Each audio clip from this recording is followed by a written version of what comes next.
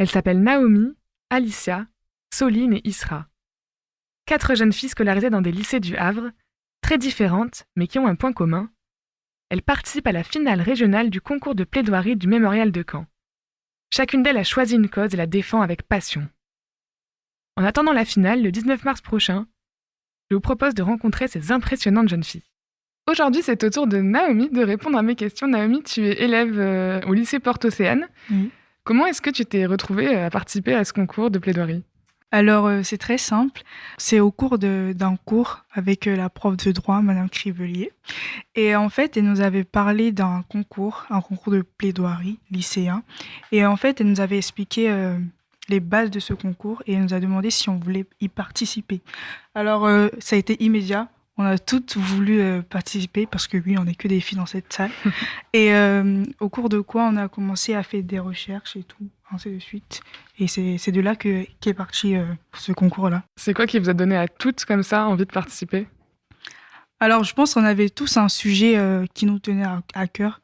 Pour moi, particulièrement, c'était l'excision en Côte d'Ivoire, parce que je suis originaire de Côte d'Ivoire. Et j'ai voulu parler de ça, parce que c'est un sujet qui me touche beaucoup. Et ces femmes avaient besoin qu'on en parle aussi.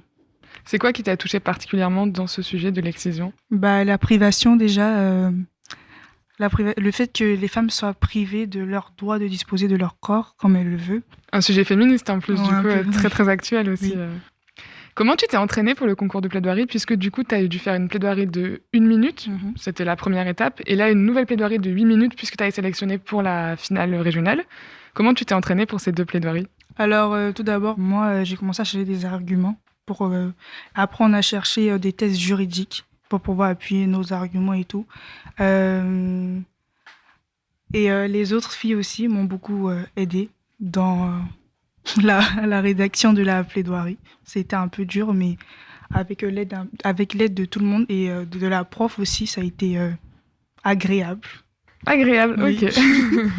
C'est un truc collectif alors là que Oui. vous avez fait. Personnel et collectif à la fois. Est-ce que, parce que tu m'as parlé de thèse juridique et tout, ça a l'air assez pointu, est-ce que toi le droit c'est quelque chose que tu aimerais continuer à vivre, peut-être professionnellement même ? Oui.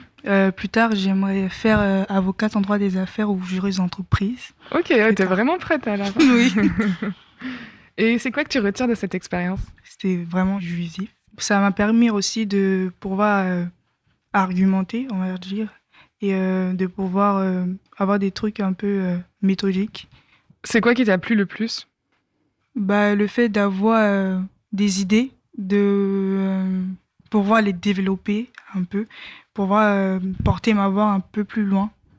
Bon, après la théorie, place à la pratique. Je vais te laisser un petit peu de temps pour me convaincre et on va voir si tu arrives à me convaincre sur ce sujet de l'excision en Côte d'Ivoire.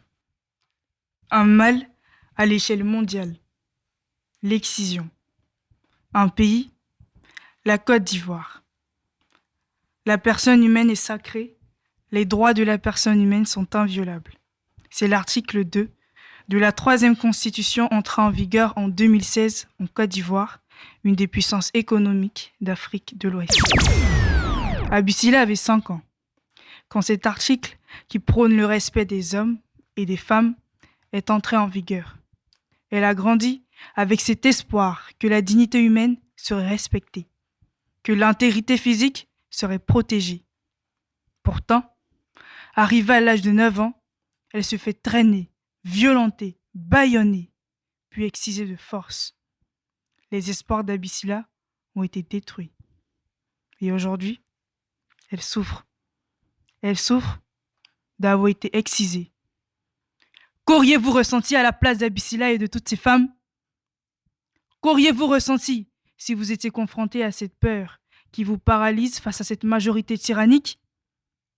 Qu'auriez-vous pu faire si l'on vous tenait les jambes et les bras et que l'on vous empêchait de trop crier ? Bravo Naomi, ça a bien marché parce que j'étais glacée d'effroi quand tu parlais. En plus, tu la connais par cœur, c'est assez impressionnant. Bon, merci beaucoup d'avoir répondu à mes questions. Puis je te souhaite de gagner. Hein. Merci. Salut.